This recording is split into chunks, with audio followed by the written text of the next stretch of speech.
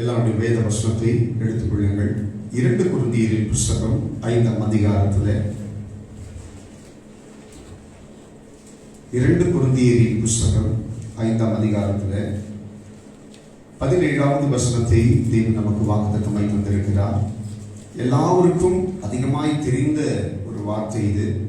ஆனால் இந்த நாளுக்கு இது ஒரு ஏற்ற ஒரு வார்த்தையாய் கர்த்தர் நமக்கு வைத்திருக்கிறார். நான் படிக்கிறேன், கவனிங்கள். இப்படி இருக்க ஒருவன் கிறிஸ்துவுக்குள் இருந்தால் புதிய சிருஷ்டியாய் இருக்கிறான். பழையவைகள் ஒழிந்து போயின, எல்லாம் புதிதாயின. ஒரு ஆமென் சொல்லுங்க. கர்த்தர் நல்லவர். அல்லேலூயா. ஆண்டவரே, இது 2 வகைகளிலே இரு கூர்மையான ஒரு எந்திரமாய் கர்த்தர் நமக்கு கொடுத்திருக்கிறார். நல்ல கவனிக்கணும். ஒரு கிறிஸ்துவுக்குள் இருக்கிறவனை ஒரு கூர்மையான எந்திரமாய் மாற்றுகிறதாயும், தேவனை சார்ந்திருக்கிற கர்த்தருடைய பிள்ளைகள் அனுபவிக்கிற பிரச்சனைகளை அவர்களை விட்டு கடந்து போகுவதற்கு ஆண்டவர் கொடுத்த ஒரு மாதமாயும் இருக்கிறது. நல்ல கவனிக்கணும். இரு பக்கமும் கூர்மையுள்ள ஒரு எந்திரத்தை, இரு பக்கமும் கூர்மையுள்ள ஒரு ஆயுதத்தை கர்த்தருடைய கையிலே தந்திருக்கிறார். ஒரு ஆமென் சொல்லுங்க பாருங்க. அது ஆண்டவர் அந்த கடைசி அந்த வார்த்தை சொல்லுகிறது, பழையவைகள் ஒழிந்து போயின. நல்ல கவனிக்கணும். பழையவைகள் ஒழிந்து போயின,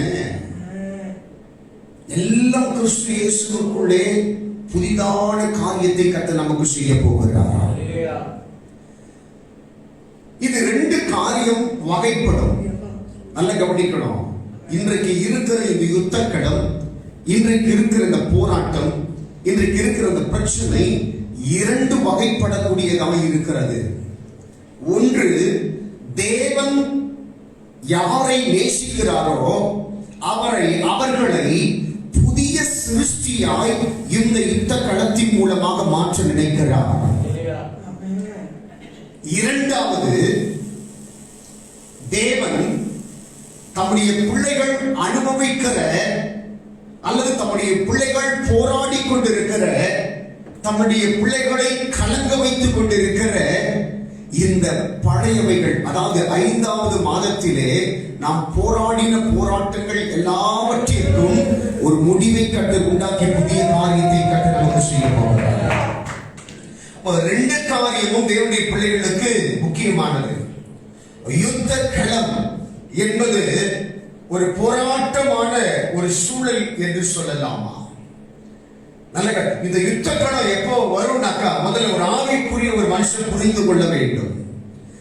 நல்ல கவனிக்க, நான் போட்டிருக்கிற இந்த உடை, இந்த உடைக்கு ஒரு யுத்த களம் உண்டா?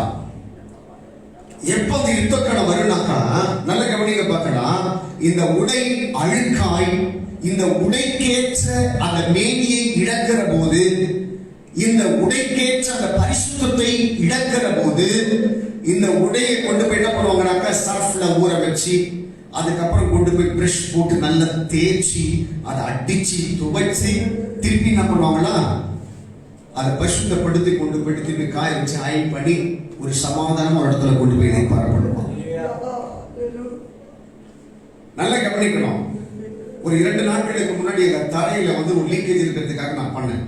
ஃபர்ஸ்ட் அதுக்குள்ள ஆசிட் ஊற்றி அந்த பிரஷை போட்டு நல்லா தேய்ச்சி அதில் ஒட்டிட்டு இருக்கிற அந்த பாசையெல்லாம் வெளியில கொண்டு வந்த பிறகு அந்த தரை பளிச்சுன்னு ஆயிடுச்சு. அப்போ யுத்த களம் எப்பொழுது நமக்கு நம்முடைய வாழ்க்கை ஒரு போராட்டம் மிகுந்த ஒரு யுத்த களமா எப்ப மாறுதுனாக்கா, தேவன் எதிர்பார்க்கிற ஏதோ ஒன்றை உனக்குள்ளே உருவாக்குவதற்காகத்தான் சில யுத்த களங்களின் வாயிலாக உன்னை கொண்டு போகிறார். அந்த யுத்த களத்தின் வாயிலாக உன்னை பரிசுத்தப்படுத்த நினைக்கிறார். அந்த யுத்த களத்தின் வாயிலாக இழந்திருக்கிற ரட்சிப்பை கர்த்தர் உனக்கு மீண்டும் கொடுக்கிறார். அதனால ஆண்டவர் சொல்றாரு, பழையவைகள் எல்லாம் ஒழிந்து போகட்டும், புதியவைகள் ஆண்டவர் கொடுக்கப்பட்டிருக்கிற ரட்சிப்பு புதியவைகளாய் உனக்குள்ளே கிளை விட்டு துளிரட்டும் என்று சொல்லி கர்த்தர் சொல்லுகிறார். அப்போ தேவனுடைய பிள்ளைகளுக்கு கொடுக்கப்பட்டிருக்கிற ரட்சிப்பு மீண்டும் மலர்வதற்கு இன்றைக்கு நாம் அனுபவிக்கிற இந்த பாடுகள் ஒரு காரணமாக இருக்கலாம். ஒரு ஆமென் சொல்லுங்க பார்க்கலாம், அல்லது சொல்லுங்க பார்க்கலாம். போராட்டம் வருகிற போதெல்லாம் நினைவில் வைத்துக் கொள்ள வேண்டுமா? என்னை இந்த போராட்ட களத்திலே எப்படியாகிலும் என்னை துவைத்து, எப்படியாகிலும் என்னிடத்தில் இருக்கிற கரைகளை அப்புறப்படுத்த வேண்டும் என்றுதான் நினைக்குமா?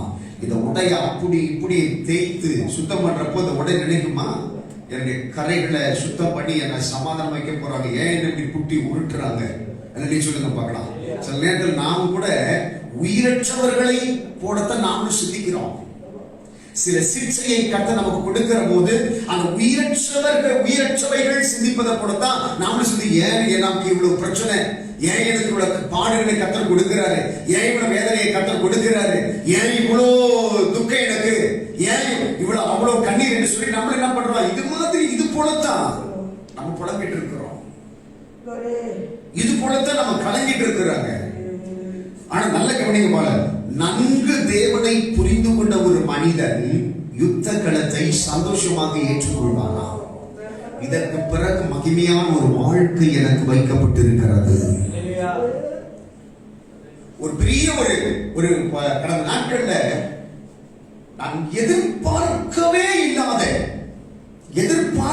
இல்லாத ஒரு நெருக்கடி என்னுடைய வாழ்க்கையில வந்தது. ஒரு பெரிய ஒரு நெருக்கடி வந்தது. நான் இதுவரைக்கும் அந்த நெருக்கடியை நான் பார்த்ததே கிடையாது. ஆனா அந்த நெருக்கம் வருகிற போது தான் அநேக காரியங்களை கர்த்தர் எனக்கு கற்றுக் கொடுத்தார். அந்த நெருக்கம் எத்தனை நாள் இருந்தது அல்லது எத்தனை வாரம் இருந்ததுலாம் தெரியாது. ஆனா அந்த நெருக்கம் வருகிற போது நிறைய காரியத்திலே கர்த்தர் என்ன பண்ணாரா, என்னை சோதித்தார். அப்ப நெருக்கம் வந்தது, என்னுடைய பரிசுத்த வாழ்க்கையை விட்டு என்னை அப்புறப்படுத்துறது கிடையாது.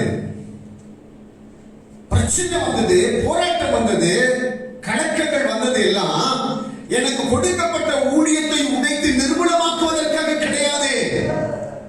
என் ஆண்டவர் எனக்கு வைத்திருக்கிற அடுத்த ஸ்தானத்திற்கு என்னை கொண்டு போகிறதற்கு கர்த்தர் எனக்கு கொடுத்த நெருக்கம் என்பதை நான் சந்தோஷமாக ஏற்றுக்கொண்டேன். எல்லாருக்கும் நான் சொன்னேன், நான் நினைக்கிற காரியத்தை, நான் எதிர்பார்க்கிற காரியத்தை எனக்கு கொடுக்கிறதற்கு சர்வ வல்லமையுள்ள தெய்வன் என்னோடு கூட இருக்கிறார்.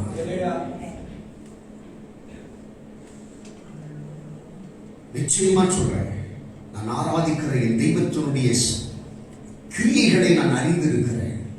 நான் மாத்திரம் இல்லைங்க, இந்த இடத்துல உட்கார்ந்துட்டு இருக்கிறவங்க, இந்த லைவ்ல பார்த்துட்டு இருக்கிறவங்க ஒவ்வொருத்தருமே ஆண்டவர் உங்களுக்கு செய்கிற காரியங்களை எல்லாம் அறிந்திருக்கிறவர்கள். ஒரு காலமும் நீங்கள் ஆராதிக்கிற தேவன் உங்களை கைவிடவே மாட்டார் என்பதிலே நம்பிக்கையாய் இருங்கள். ஆண்டவர் ஒரு சாதாரணமானவர் கிடையாதுங்க. ஒரு மனுஷனை போல மனமாறதுக்கு, கொடுத்த வார்த்தையை நிறைவேற்றாமல் போகிறதற்கு, நீங்க மனுஷங்கிட்ட பேசுற மாதிரி அவர் முறுமுறுத்து பேசுறதுக்கு கடவுள் மனுஷன் கிடையாது. அவருடைய மகத்துவம் நமக்கு அவருக்கும் சம்மந்தமே கிடையாது. அவ்வளவு உயர்ந்தவரா. உன் இருதயத்திலே அவரை புரிந்து கொள்ளுவதற்கென்று கர்த்தர் ஒரு வகையறை வைத்திருக்கிறாரா? அந்த எல்லைகளை தேவனுடைய பிள்ளைகளாக நம்ம தாண்டவே கூடாதா? இன்னைக்கு நிறைய கிறிஸ்தவர்கள், தேவனை தெரிந்து கொண்டவர்கள், ஆண்டவர் கொடுக்கிற போது அவரை அற்புதமாய் துதிக்கிறார்கள், அவருக்கு தேங்க்ஸ் பண்றாங்க, சாட்சி சொல்றாங்க, எல்லாமே பண்றாங்க. ஆனா நெருக்கம் வருகிற போது ஒரு காத்து போன பலூன் மாதிரி அப்படி சுருங்கி போயிடுறாங்க. கர்த்தர் இதை விரும்பல, கர்த்தர் இதை உங்ககிட்ட எதிர்பார்க்கல. ஆண்டவர் சொல்றாரு, எப்படிப்பட்ட சூழ்நிலையிலும் மனரம்யமாய் இருப்பதற்கு பழகிக் கொள்ளணும். எப்படிப்பட்ட நெருக்கம் வருகிற போதும் வாழ்க்கையில நீ ஆண்டவருக்கு கொடுத்திருக்கிற பத்தி அந்த இடம், ஆண்டவர் வச்சிருக்கிற பத்தி அந்த ஸ்தானம், உன்னை ஆசீர்வதிக்கிற போது மாத்திரம் அந்த இடத்துல கொண்டு போய் வச்சிடக்கூடாது. நெருக்கம் வருகிற போது அந்த இடத்தை விட்டு ஒரு கடுகளவு கூட இறங்கி போட்டு விடவே கூடாது. அதுதான் உன் தேவனுக்கு நீ கொடுக்கக்கூடிய முக்கியமான ஒரு ஸ்தானம். என்ன அதனால்தான் பக்தன் நடக்க சொல்றாரு, கர்த்தரை நான் எக்காலத்திலும் ஸ்தோத்திரிப்பேன். அதுக்கு என்ன அர்த்தம்னாக்கா, என்னுடைய வாழ்க்கையில என்ன பிரச்சனைகள் வந்தாலும், என்ன உபத்திரவங்கள் வந்தாலும், என்ன போராட்டங்கள் வந்தாலும், ஒருவேளை தாவீதுக்கு நிறைய பிரச்சனைகள் வந்ததுங்க. ஒருவேளை தாவீதுக்கு அட்வைஸ் பண்றவங்க இப்படி பண்ணிருக்கலாம், நீ தான் அவரை கடவுள் கடவுள் சொல்லிட்டு இருக்கிற, அவர் பாரு உன்னை எப்படி சிக்ஷிக்கிறார் பாரு, உன்னை ராஜாவாக்கு நான் சொல்லிட்டு எவ்வளவு சந்தோஷப்பட்டேன், ஆனா பாத்தியா ஒரு சாதாரண ஒரு சிப்பாயா கூட உன்னால மாற முடியல, உன் ஜீவன் தப்பு பண்றது தெரியல. ஒருத்தன் வனாந்தரத்துல இறந்து போயிட்டான்னு வந்து செய்தி வந்த உடனே தாவீது இறந்துட்டானான்னு தான் எல்லாரும் கேட்கிறாங்க. அந்த அளவுக்கு உன் நிலைமை அவ்வளவு மோசமாயிடுச்சுப்பா. அபிஷேகம் பண்ணப்படாதவன் கூட, கடவுளை ஆராதிக்காதவன் கூட, ஜெபிக்காதவன் கூட, துதிக்காதவன் கூட சமாதானம் வீட்டுல கஞ்சி குடிச்சிட்டு சந்தோஷமா இருக்கிறாங்க. ஆனா உனக்கு மட்டும்தான் என் நிலைமை, உன்னை பார்க்கறதுக்கு ரொம்ப பரிதாபமா இருக்குப்பான்னு சொல்லி அவனை பார்த்து சொல்றப்பெல்லாம் அவனுடைய ஆத்துமா அவர்களுக்கு மத்தியில் பேசுகிறது, இல்லை இல்லை கர்த்தரை நான் எக்காலத்திலும் ஸ்தோத்திரித்துக் கொண்டேதான் இருப்பேன். நான் மரண இருளின் பள்ளத்தாக்கில் நடந்தாலும் பொல்லாப்புகளை கண்டு பயப்பட மாட்டேன். தேவரீர் என்னோடு கூட இருக்கிறீர் என்பதை நினைத்து எனக்கு இருக்கக்கூடிய அந்த உபத்திரவத்தை நான் தாண்டி செல்வேன் என்று சொல்லி தாவீது எல்லாருக்கும் மத்தியில் ஒரு முழக்கம் விட்டானா. அந்த முழக்கத்தை தான் தேவன் தெரிந்து கொண்ட கர்த்தருடைய பிள்ளைகளுடைய வாழ்க்கையில இந்த நெருக்கத்தின் மத்தியில் கர்த்தர் எதிர்பார்க்கிறாரா? அதைத்தான் கர்த்தர் எதிர்பார்க்கிறார். நாம் ஜீவனுள்ள தேவனுடைய பிள்ளைகள். அதற்காகத்தான் ஒவ்வொரு முறையும் கர்த்தர் உங்களுக்கு கற்றுக் கொடுக்கிறார். அதற்காகத்தான் ஒவ்வொரு முறையும் கர்த்தர் உங்களுக்கு போதிக்கிறார். ஒரு கர்த்தருடைய பிள்ளை, தேவன் தெரிந்து கொள்ளப்பட்டவர்கள், தேவனுடைய இரத்தத்தினாலே சுத்திகரிக்கப்பட்டவர்கள், அவருடைய பங்கை எடுப்பதற்கு காரணமாக இருக்கிறவர்கள், எப்படி ஒரு மனுஷன் நடக்க வேண்டும், எப்படி ஒரு மனுஷன் இருக்க வேண்டும், இந்த காலத்திலும் பஞ்ச காலத்திலும் ஒரு மனுஷனுக்கு நேரிடக்கூடிய சூழ்நிலைகளிலே ஒரு மனுஷன் எப்படி வாழ வேண்டும் என்கிற சூழ்நிலைகளை தான் கர்த்தர் நமக்கு கற்றுக் கொடுத்து உன்னை அந்த சூழ்நிலைகளுக்கு மத்தியில் இருந்து அடுத்த ஸ்தானத்திற்கு கொண்டு போகிறதற்கு கர்த்தர் காத்திருக்கிறார். ஒரு ஆளை பர்மனன்ட் நம்ம கவர்மெண்ட் ஒரு ஆளை பர்மனன்ட் பண்ணணும்னாக்கா குறிப்பிட்ட ஒரு நாளை வச்சிருக்கிறாங்க. அந்த குறிப்பிட்ட நாளுக்குள்ள அவர்களை புடமிடுவார்களாம்.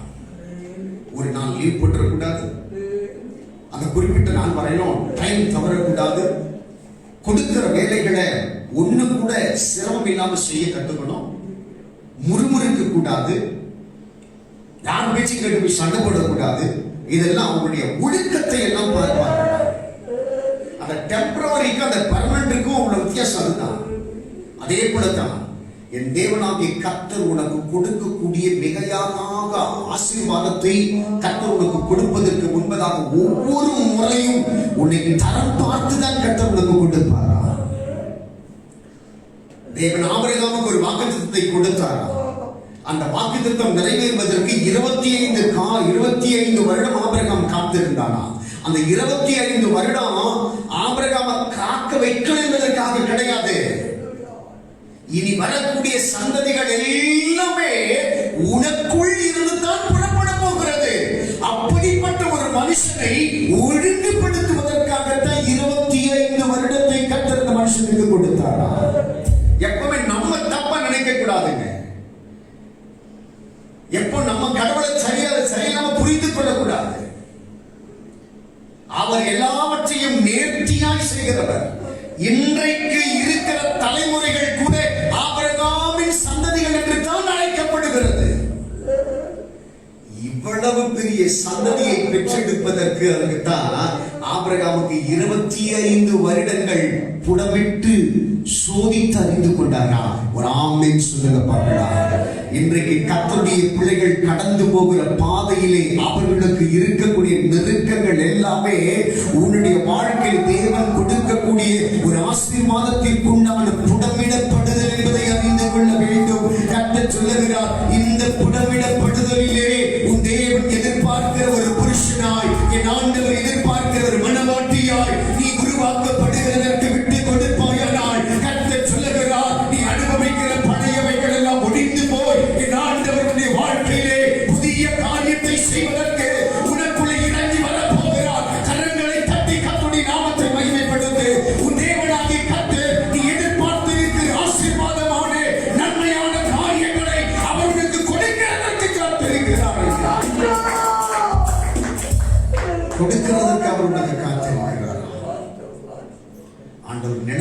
ரெண்டே ரெண்டு காரியம் தான். பழையவைகள் எல்லாம் முடிந்து போகணும். நீ எதிர்பார்க்கிறது ஒரு காரியம், ஆண்டவர் எதிர்பார்க்கிறது ஒரு காரியம். ஆண்டவர் எதிர்பார்க்கிற பழையவைகள், ஆண்டவருக்கு பிரியமில்லாத அருவருப்புகள், ஆண்டவருக்கு பிரியமில்லாத பாவங்கள், ஆண்டவருக்கு பிரியமில்லாத அந்த வார்த்தைகளை மீறி நடக்கக்கூடிய எல்லாமே ஒழிந்து போகுமானால், நீ எதிர்பார்க்கிற இந்த பழைய வியாதியின் வேர்கள் எல்லாம் பிடுங்கப்பட்டு சமாதானத்தோடு கூட ஒரு குடும்பமாய் சமாதானத்தோடு கூட உன்னுடைய சூழலிலே வாழ்கிறதற்கு வேண்டிய கிருபைகளை கர்த்தருக்கு கொடுக்கிறதற்கு கர்த்தர் பிரியமாய் இருக்கிறாரா? ஆண்டவர் சொல்றாரு, எல்லா பழையவைகளும் முடிந்து போகட்டும். ஆமென் சொல்லுங்க பார்க்கலாம். எல்லாருமே சொல்லுங்க பார்க்கலாம். எனக்குள் இருக்கிற பழைய ஸ்வாபங்கள் முடிந்து போகட்டும். எனக்குள் இருக்கிற பழைய இச்சைகளின் ஆவிகள் முடிந்து போகட்டும். எனக்குள்ள இருக்கிற பழைய எல்லா ஆசைகளும் முடிந்து போகட்டும். எனக்குள் இருக்கிற உலக ஆசைகள் முடிந்து போகட்டும். எனக்குள் இருக்கிற சிற்றின்பங்கள் முடிந்து போகட்டும். எனக்குள் இருக்கிற பொல்லாத நினைவுகள் முடிந்து போகட்டும். எனக்குள் இருக்கிற ஆண்டவருக்கு பிரியமில்லாத அருவருப்புகள், பாவங்கள், எல்லா துன்மார்க்கத்துடைய கிரியைகளும் முடிந்து போகட்டும். ஆமென் சொல்லுங்க பார்க்கலாம். ஒழிந்து போகட்டும். எல்லாம் நினைப்பாங்க, எப்போ இந்த தேசத்திற்கு சேமம் வரும், எப்போ என் தேசத்திற்கு ஆறுதல் வரும். நான் சொல்றேன், எங்கேயோ எதிர்பார்த்திருக்க வேண்டிய அவசியம் இல்லை. தேவனால் தெரிந்து கொள்ளப்பட்ட கர்த்தருடைய பிள்ளைகள் புதிய சிருஷ்டியாய் தங்களை உருவாக்கிக் கொள்ளுகிறதற்கு நீங்கள் உங்களை விட்டுக் கொடுத்தால் உங்கள் நிமித்தமாக தேசத்திற்கு சேமம் வருமா? எழுப்புதல் நம்மிடத்திலிருந்து தான் புறப்படணும். எழுப்புதலை தேவன் நமக்காகத்தான் கொடுப்பார். பழையவைகள் எல்லாம் ஒழிந்து போகட்டும். புதியவைகளை உனக்கு செய்கிறதற்கு கர்த்தர் காத்திருக்கிறார். புதிய காரியங்களை கர்த்தர் உனக்கு செய்ய போகிறார். எத்தனை பேர் நம்புறீங்க? சத்தமா சொல்லுங்க. எத்தனை பேர் நம்புறீங்க? எத்தனை பேர் இதை காத்திருக்கிறீங்க? என் தேசத்துல ஒரு புதிய காரியம் நடக்கணும். என் தேசத்துல ஒரு சமாதானம் நடக்கணும். என் தேசத்துல இருக்கிற கசப்புகள் மாறணும். என் தேசத்துல இருக்கிற பஞ்சம் மாறணும். என் தேசத்துல இருக்கிற தரித்திரம் மாறணும். என் தேசத்துல இருக்கிற வேற்றுமைகள் மாறணும். என் தேசத்துல இருக்கிற பிளவுகள் மாறணும். என் தேசத்துல இருக்கிற எல்லா கொடுமைகளும் மாறணும். மாறணும். அந்த நம்பிக்கை நமக்கு கர்த்தர் செய்ய போகிறார். எனக்குள்ள இருக்கிற ஒரு நம்பிக்கை என்ன தெரியுமா? ஒரு நாள் கடந்து மறுநாள் வருகிற போது நான் எதிர்பார்க்கிற ஒரு காரியத்தை கர்த்தர் செய்ய போறாருன்னு அர்த்தம். நல்ல கவனிங்க. ஒரு நாளை நான் கடக்காம நான் மறிச்சு போட்டேன்னு நினைச்சீங்களேன், நான் எதிர்பார்க்கிற காரியத்தை கர்த்தர் செய்ய மாட்டாரு. ஒரு நாள் என் ஜீவனை அந்த பஞ்சத்திலையும் அந்த உபத்திரவத்திலையும் அந்த பாடுகளிலும் அந்த வேதனைகளிலும் அழிந்து போகிறவர்களோடு கூட அழிந்து போகாம என்னை கர்த்தர் பத்திரப்படுத்துறது எதற்காக படுத்துறாரு? ஏன் பத்திரப்படுத்துறாரு? அவர் ஆயத்தப்படுத்தி வைத்திருக்கிற ஆசீர்வாதங்களை நாம் பெறணும் சொல்லிட்டு கர்த்தர் விரும்புகிறாரு. நல்ல வசனம் அழகா சொல்லுது, அவர் நமக்காக ஆயத்தப்படுத்தி வைத்திருக்கிறவைகளை கண் காணவில்லை. ஆனா எனக்கு நம்பிக்கை, என் நம்பிக்கை பார்க்குது. என் நம்பிக்கைக்கு ஒரு கண் இருக்குது. என் நம்பிக்கையின் கண் பார்க்கிறது. ஒரு நாள் என்னுடைய ஜீவனை கர்த்தர் நகர்த்தி அடுத்த நாளுக்குள்ள கொண்டு போகிற போது என் உபத்திரம் முடிஞ்சு போச்சுட்டு என் ஆத்மா சொல்லுது. இந்த வியாதியில நான் இருக்கிறேன், இன்னைக்கு ஒரு நாள் தாக்கு பிடிச்சு அடுத்த நாள் போயிட்டேன், என் ஆத்மா என்ன சொல்லுது? அவ்வளவுதான், எனக்கு கர்த்தர் சுகத்தை கொடுத்துட்டாரு. அல்லேலூயா சொல்லுங்க பார்க்கலாம். அல்லேலூயா சொல்லுங்க பார்க்கலாம். அல்லேலூயா சொல்லுங்க பார்க்கலாம். எனக்கு பிரியமான நன்கு கர்த்தருடைய பிள்ளைகளை ஒவ்வொரு காரியத்தையும் நம்ம சிந்திக்கணும். அதற்காகத்தான் கர்த்தர் இந்த இடத்துல நம்மளை வச்சிருக்கிறாரு. யோசிச்சு பாருங்க. ஒவ்வொரு முறையும் உன்னை எப்படிலாம் உன்னை இருக்குன்னு சொல்லிட்டு என்ன பண்றாரு? அழகா பண்றாரு.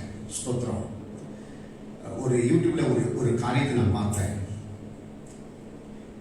இவ்வளவு தனியான இவ்வளவு ஒரு சின்ன ஒரு பால்ஸ் அதை கொண்டு போய் நெருப்புல போடுறாங்க. நெருப்புல போட்டு ஃபர்ஸ்ட் அடிக்கிறாங்க. சின்ன ஒரு பால்ஸ்.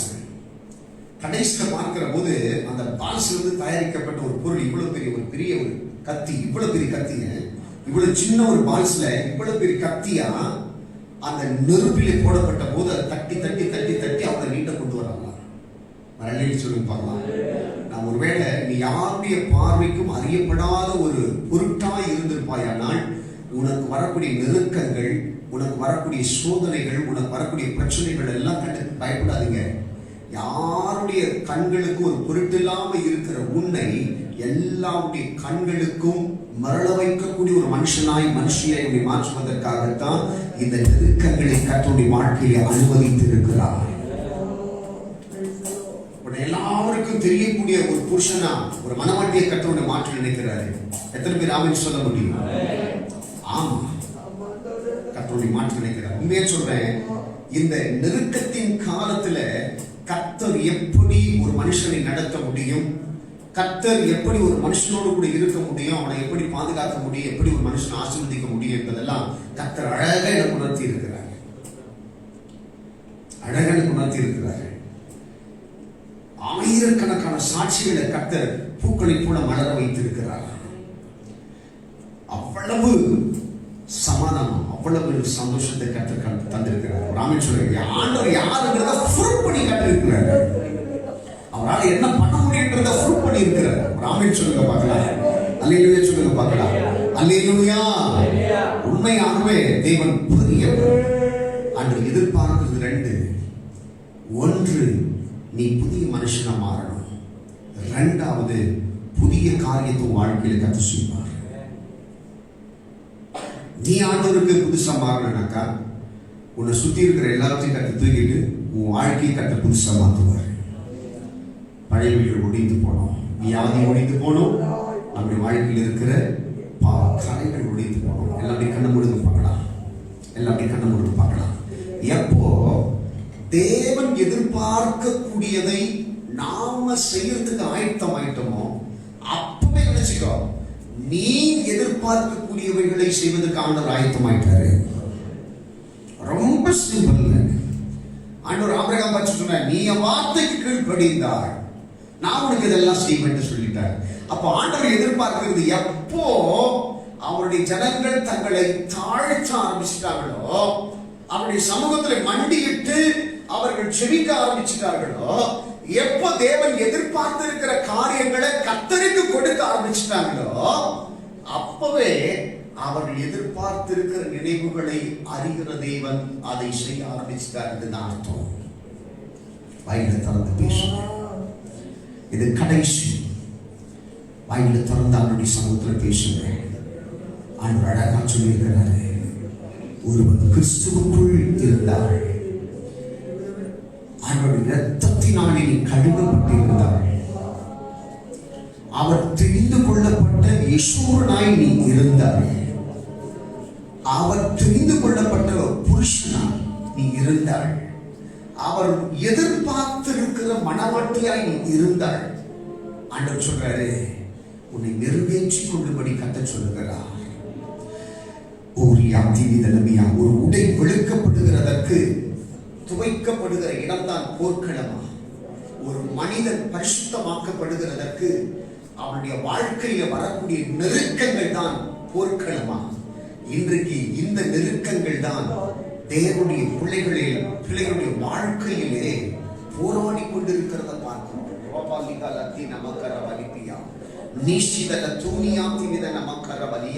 கர்த்தர் சொல்றாரு, இந்த நெருக்கத்தின் காலத்திலே நீ எப்படி கர்த்தருக்கு இருந்தால் கர்த்தர் உனக்கு என்ன செய்வார் என்பதை கர்த்தர் அழகா சொல்லிட்டாரு.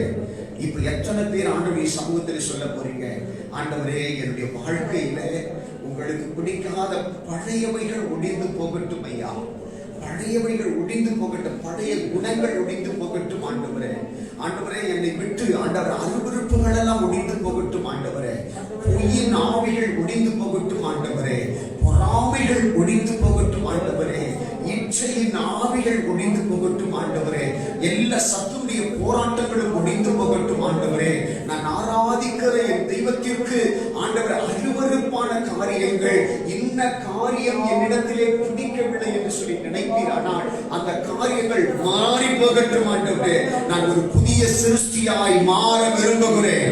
எல்லாரும் வாய்களை திறந்து சொல்லுங்க பார்க்கலாம். எப்படி ஒரு புதிய மாதம் மலர்ந்து இருக்கிறதோ அதே போல ஒரு புதிய மனுஷனாய் மாற நான் விரும்புகிறேன். என் ஆண்டவர் எதிர்பார்க்கக்கூடிய புதிய மனுஷனாய் நான் மாற விரும்புகிறேன். என் ஆண்டவருடைய எதிர்பார்ப்புகளை நிறைவேற்றக்கூடிய ஒரு மனுஷனாய், என் ஆண்டவருடைய நினைவுகளின் படி நடக்கக்கூடிய ஒரு மனுஷியாய் நான் மாற விரும்புகிறேன். நான் மாற விரும்புகிறேன்.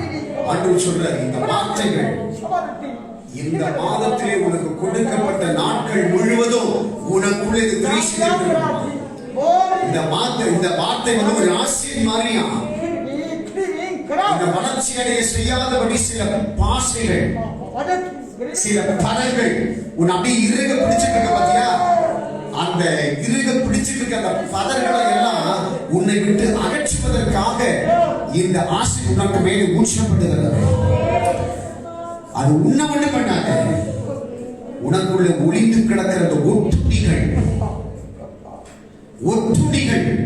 ரத்தத்தை உறிந்தக்கூடிய ஒட்டுணிகள், உன்னை குறித்து கவலைப்படக்கூடாத பாவங்கள், நீ அழிந்து போகக்கூடியதை வேடிக்கை பார்க்கக்கூடிய துன்மார்க்கமான காரியங்கள் எல்லாம் இயேசு கிறிஸ்துவின் நாமத்தினாலே என் ஜனத்தை விட்டு, என் மேய்ச்சலை விட்டு, என் ஆடுகளை விட்டு, என் சபையை விட்டு, என்னை சார்ந்திருக்கிறவர்களை விட்டு இயேசுவின் நாமத்தினாலே வெளியேற்ற இந்த மாதத்தை என் தேவன் எங்களுக்கு தந்திருக்கிறார். இந்த மாதத்திலே என் தேவன் எதிர்பார்க்கிற ஒரு சிருஷ்டியாய், இந்த மாதத்திலே என் தேவன் எதிர்பார்க்கிற ஒரு மனுஷனாய் நான் மாறுவேன். நான் எதிர்பார்க்கிற புதிய காரியங்கள் எல்லாம் என் தேசத்தில் நடக்க ஆரம்பிக்கும். ஓ, யுத்தம் இல்லாத ஒரு வாழ்க்கை கற்றுக் கொடுக்க ஆரம்பிப்பார். வியாதி இல்லாத ஒரு வாழ்க்கை கற்றுக் கொடுக்க ஆரம்பிப்பார். உபத்திரம் இல்லாத ஒரு வாழ்க்கை கற்றுக் கொடுக்க ஆரம்பிப்பார். உடைய கரத்திலே முற்றிலுமாக ஒப்பு கொடுக்கிறோம். ஆண்டவரே, எங்களை ஆளுகை செய்கிறாக. ஆண்டவரே, மக்கு ஸ்தோத்திரம். ஆண்டவரே, அன்பு தாயாரே, அடிமையை ஆண்டவரே மக்கு ஸ்தோத்திரம். உடல் மூடிய காரில் தகப்பனை மக்கு ஸ்தோத்திரம். உடைய கரத்தை நாங்கள் கொடுக்கிறேன். ஆண்டவரே, என்னுடைய குடும்பங்களை உடைய கரத்தில் நாங்கள் கொடுக்கிறோம். ஆண்டவரே, என்னுடைய விசுவாசிகளை உடைய கரத்தில் கொடுக்கிறோம். இந்த கண்மலைக்கு மேலே வீற்றிருக்கிற என் ஜனங்களை ஆண்டவரே மக்கு ஸ்தோத்திரம். பத்திரமாய் பாதுகாக்க வேண்டிய கிருபை, பத்திரமாய் நடத்த வேண்டிய கிருபை ஆண்டவர் இந்த அடியேனுக்கு ஆண்டவர் கொடுத்த வாக்குத்தத்தங்கள் ஒன்றையும் ஆண்டவர் சிதற விடாதபடி பத்திரமாய் பாதுகாத்திட உங்களுடைய கரத்தில் எங்களை கொடுக்கிறோம். அதற்காகத்தான் நீ விரும்பக்கூடிய ஒரு புருஷனாய் மாறுவதற்கு அர்ப்பணிக்கிறோம். எங்களை ஆட்கொள்ளும் ஆண்டவரே. இந்த காணொலியை பார்க்கிற ஆண்டவரே, ஒவ்வொருவருக்கும் மேலும் உடைய கரம் இறங்கட்டும். ஒவ்வொரு வீட்டிலும் கர்த்தருடைய அக்கினி இறங்கட்டும். ஒவ்வொருவருக்குள்ளும் கர்த்தருடைய பிரசன்னம் இறங்கட்டும். உடைய மகிமைக்குள்ளாய் கர்த்தர் மூடி மறைத்து ஒவ்வொருவரையும் கர்த்தர் பாதுகாத்துக் கொள்வார். உடைய கரத்தில் கொடுக்கிறோம். கர்த்தர் நடத்துங்க. இயேசுவின் நாமத்தில் பிதாவே, ஆமென். என் ஆத்துமாவே கர்த்தரை ஸ்தோத்திரி, என் உள்ளமே அவருடைய பரிசுத்த நாமத்தை ஸ்தோத்திரி. என் ஆத்துமாவே கர்த்தரை ஸ்தோத்திரி, கர்த்தர் செய்த சகல உபகாரங்களை மறவாதே. ஆமென், ஆமென், ஆமென். God bless you. கர்த்தர் உங்களை ஆசீர்வதிப்பார். உங்க எல்லாருக்காகவும் நாங்கள் தனிப்பட்ட ஜெபம் செய்து கொள்கிறோம். இந்த இடத்துல ஜெபிக்க முடியாத ஒரு நிலை, ஜெபம் செய்து கொள்கிறோம். சீக்கிரமாக இந்த யுத்தம் மாறும். கர்த்தர் உங்களை ஆசீர்வதிப்பார். ஆமென். God bless you.